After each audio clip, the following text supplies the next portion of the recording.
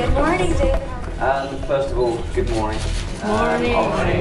Obviously very happy to be back in Indonesia, especially Jakarta, because it's a place where I've lived before. So I was looking forward to coming here and seeing everybody. Everybody is always so warm and friendly, so it's great to be back.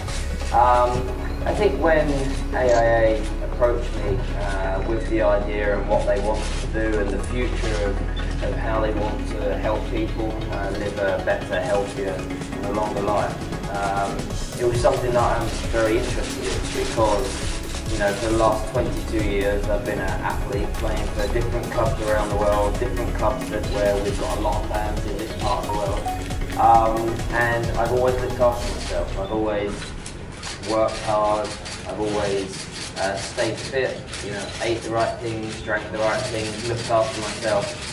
And I've done the same with my family, you know, with my children. I want them to eat the right things, drink the right things, stay fit and healthy. And I've really noticed that, you know, it's sometimes just the small things that make a real difference. And when we first sat down with AIA and heard their plans and heard their dreams of what they want to do for people, I was in. So it was an easy decision on my side, and I'm proud to be the ambassador. Right, specific for this campaign. Can you remember or share with us what were the highlights or the most unforgettable moments when you're doing your task as the global ambassador of AIA? I think, you know, in such a short space of time, to see the difference that's already been made, and just to see the work that's being done. You know, when we did What's Your Why campaign, it was one of the best campaigns that I've done. And having a healthier lifestyle. And a lot of people, when we talk about a healthy lifestyle, they have the dream of having a healthy lifestyle. But it's always the problem when, especially at the beginning of the year, 2018, you have a resolution, I'll be healthier.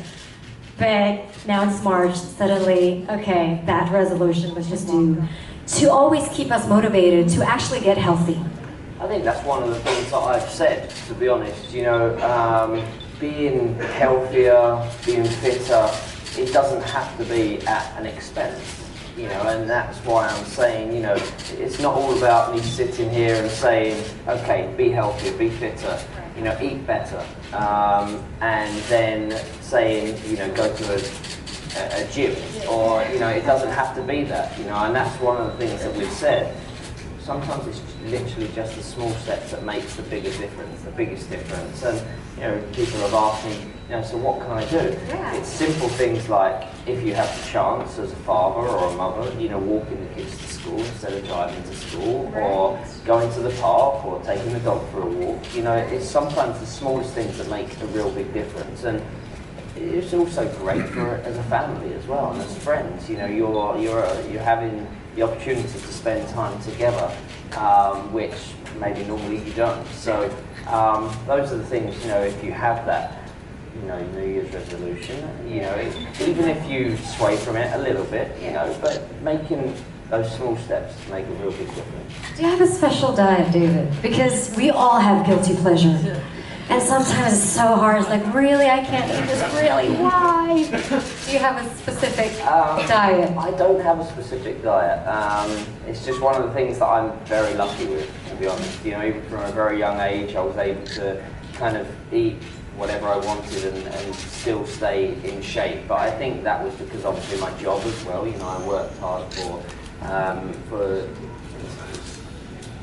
I think you know, I've worked hard, you know, in my job for many years, but you know, I'm very lucky. I'm able to eat certain things, and even though I'm getting older now, so I have to watch it a little bit. But we all have our guilty pleasures, and this is not about preaching. It's not about preaching to people about eating the right things all the time, because we all know we all have guilty pleasures, and we all love, you know, chocolate cake or a chocolate bar, or, you know, that's fudge. Or fudge, and that's normal.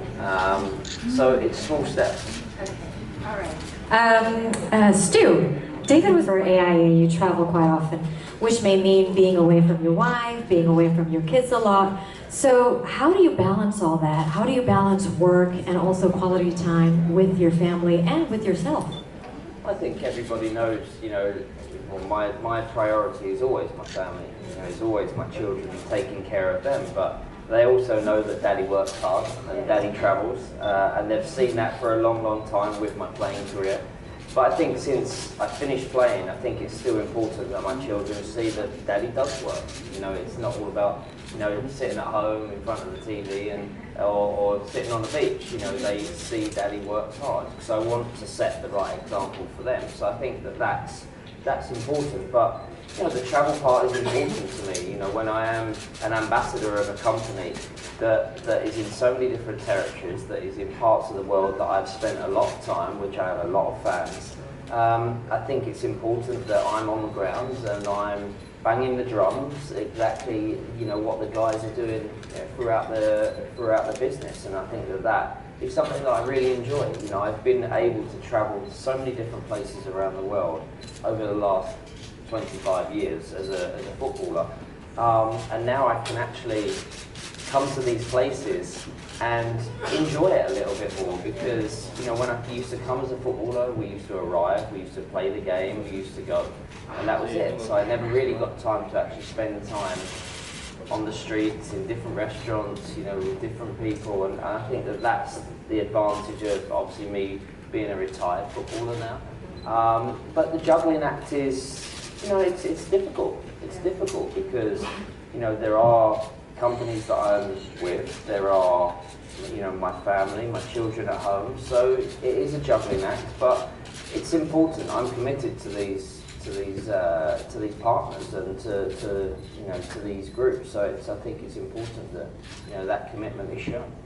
And also giving them the understanding that Daddy's got to work, but Daddy loves you. Yeah. So one day we will have more Indonesian kids playing in international league. Well, I think at the end of the day,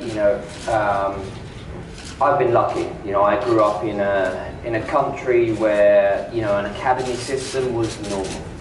That's how we learned how to play the game. It's how we aspired to be some of our heroes. And that's how I was brought up. Whereas there's certain parts of the world that just don't have that, and I think that's been tough here in Indonesia. I think that it's been difficult at times, but I think infrastructure is such an important part of the game and the future of the game in Indonesia. I think investment is a massive part of it as well, an investment into the infrastructure for academies for the kids.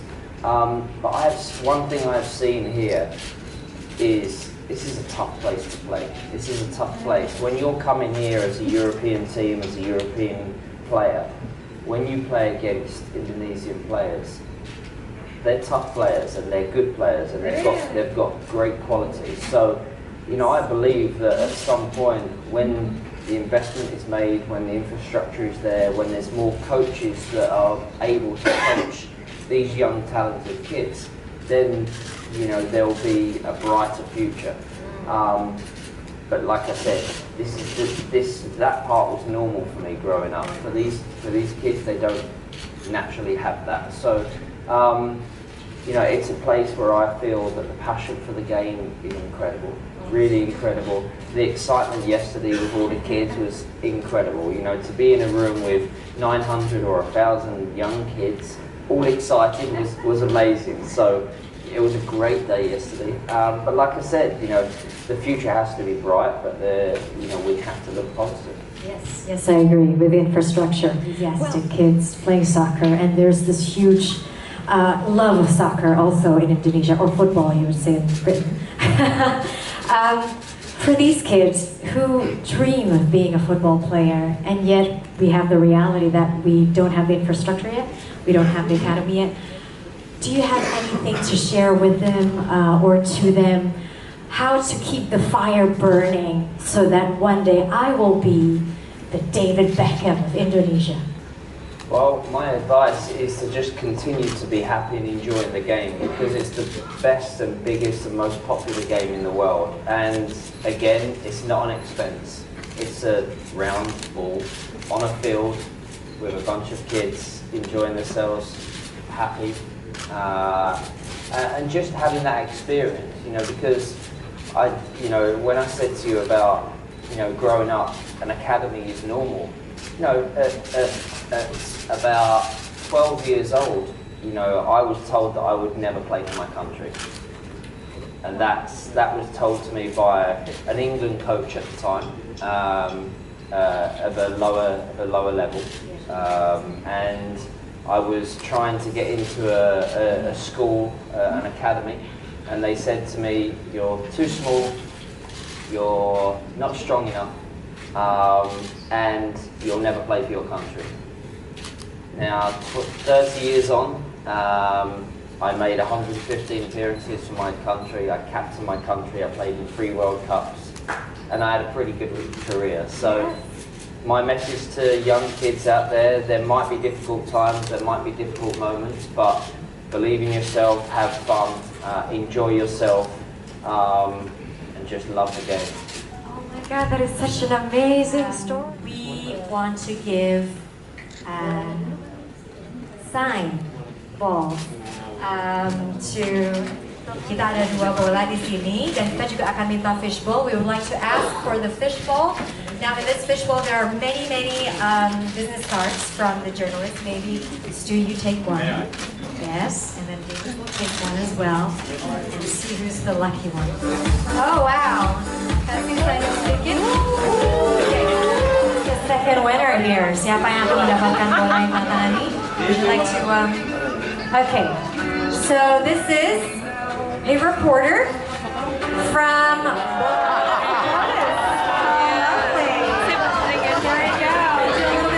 ada satu bola lagi yang akan diberikan David. Oh, it's actually not from there. Would you actually do the honor of throwing the ball to the journalist? But unfortunately, it has to be the journalist on the right.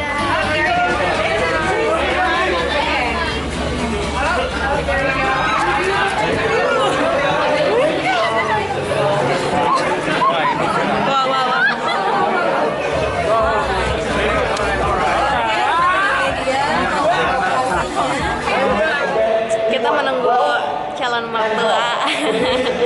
tadi gue sempet, soalnya gue pendek kan ada mbaknya di belakang. Juga belum dapat kopi ya mbak ya. Sedih deh.